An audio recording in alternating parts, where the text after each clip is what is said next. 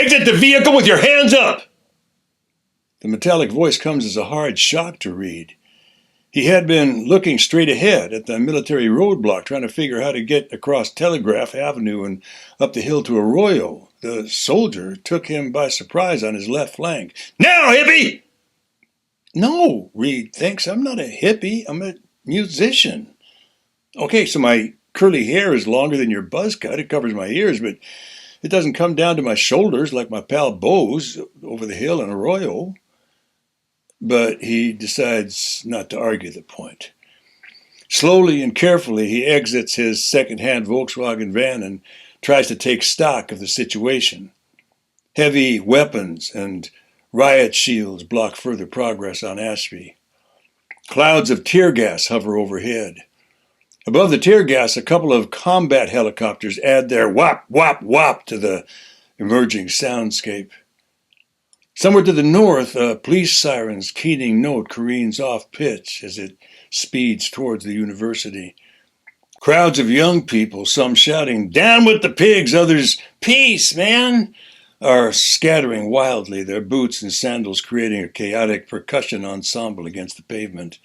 Except for one girl in a flowery peasant dress who is pinned up against the police car as a guardsman eagerly pats her down. He seems particularly interested in whether she is wearing a bra. "Road closed, hippie. Go back to Haight-Ashbury and sleep it off." The soldier, who probably joined the National Guard to avoid the draft and a trip to Vietnam's jungle, seems impossibly young. He's been trying to grow a mustache that doesn't seem to be taking root. But he has certainly mastered the threatening tone of voice.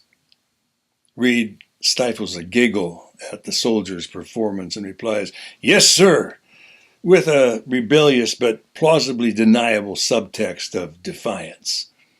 He returns to the VW and negotiates a careful U-turn. On the van's AM radio, the top 40 station is hailing the age of Aquarius and letting the sunshine in.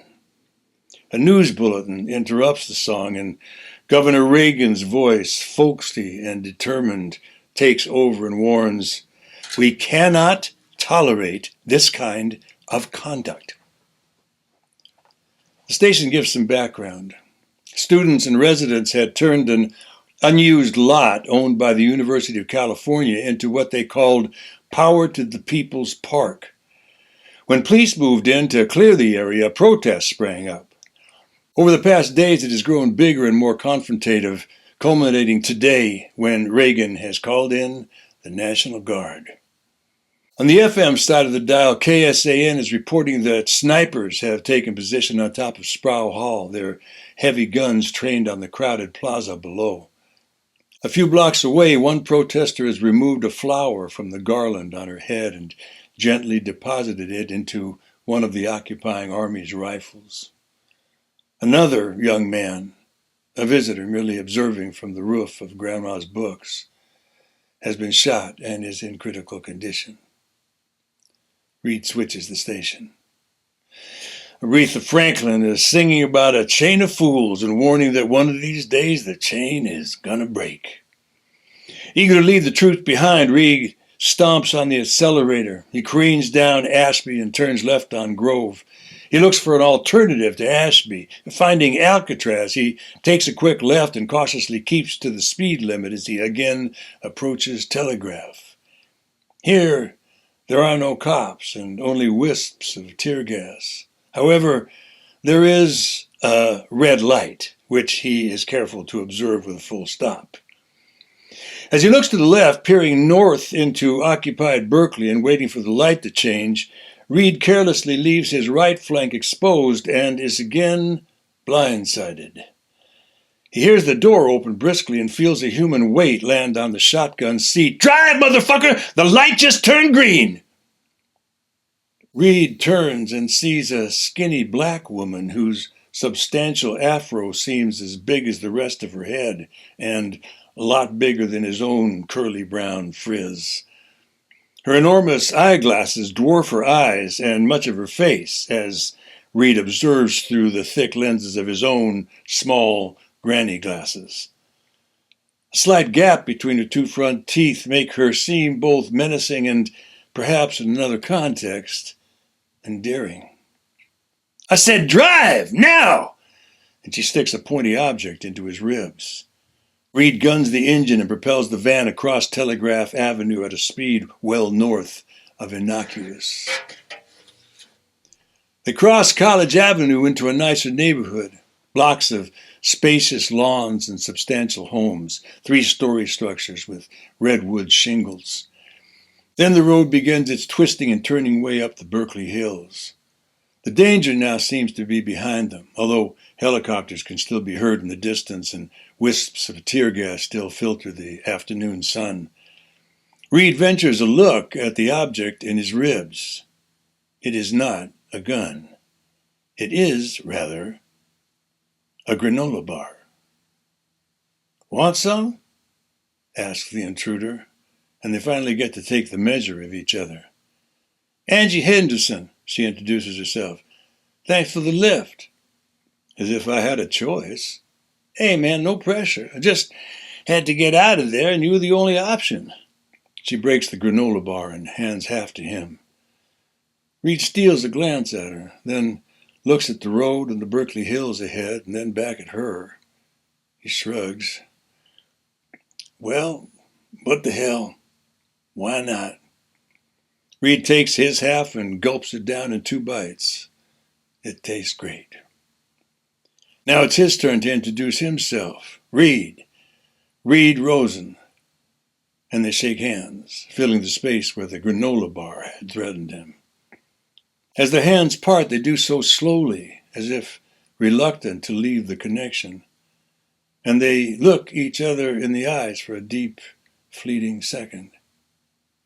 Despite the initially aggressive tone, she doesn't look all that dangerous. There's an undercurrent of play in her eyes.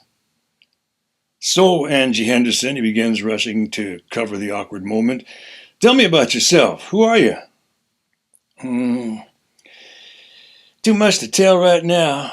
Enough to say that I got to get out of here. Can't be with the Panthers, can't go back to college, can't talk to my dad, and I for sure can't get caught by no pigs.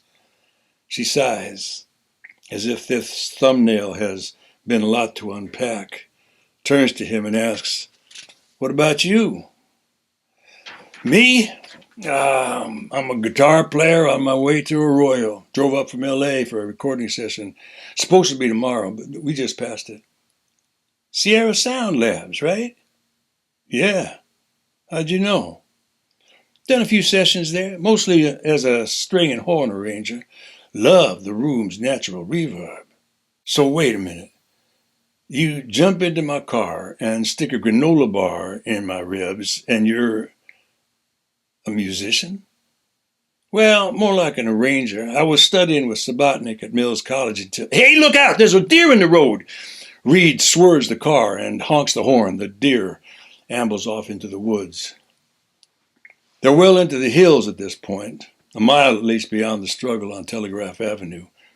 The radio is quiet now, out of range of a decent signal. As the two travelers fall silent, the soundscape changes. The van's low roar dominates, but the natural world begins to intrude into the high end of the audio spectrum. Reed, who worked a few rhythm and blues clubs back in Chicago, hears African-based polyrhythms at the slightest provocation, and they are now all around him. He wonders what his companion is hearing, but that question might be too intimate, too intrusive. So, Angie Henderson, he asks, where are you headed? She pauses, as if it takes a while to return from her private thoughts. I tell you, Reed, I ain't got a clue. But I think we passed the turnoff to Claremont Hotel a while back. Do me a favor, will you? If you could turn back and drop me there, I'm sure I can figure something out. Not sure that we have time for that, and not sure it's a good idea. He turns, checking her out again and pondering his options. It would be foolish to turn around and find the Claremont Hotel. It may be removed from the violent struggle below, but it's still in Berkeley, and still under martial law. He can't really drop Angie here, halfway up the Berkeley Hills in an area sparsely populated by rich white people. Decides to take a chance on the road ahead. Bo is a pal and can probably be persuaded to put her up for the night. How about you come to Arroyo with me? I'm sure that we can find you a place to crash and then figure it out tomorrow. Berkeley and Oakland don't seem safe right now. Like Reed, Angie too has been parsing the new audio environment. She hears beyond the car engine to the elliptical sounds of nothing, like pine cones that fall and others that don't. She wonders if she could compose a piece of music that incorporates these tones. Reed's offer jolts her back into the moment. She hadn't thought much beyond getting out of Berkeley and is beginning to realize that her choices are limited. Trying to get a sense of how much to trust him, she turns to Reed, looks him up and down. This little white boy with his big hair is ridiculous, she muses. He could stand to lose a few pounds. And those thick glasses and the round granny frames? I guess he's taking his cue from John Lennon. Probably doesn't know that my actual granny wears glasses just like that, and she's really old. But he was playing Aretha on the car radio, and that handshake. She decides to forgive his clueless shortcomings. You know, Reed, that's kind. That's decent. I'll be happy to take you up on that. And besides, you look like you could use some protection yourself. They drive on.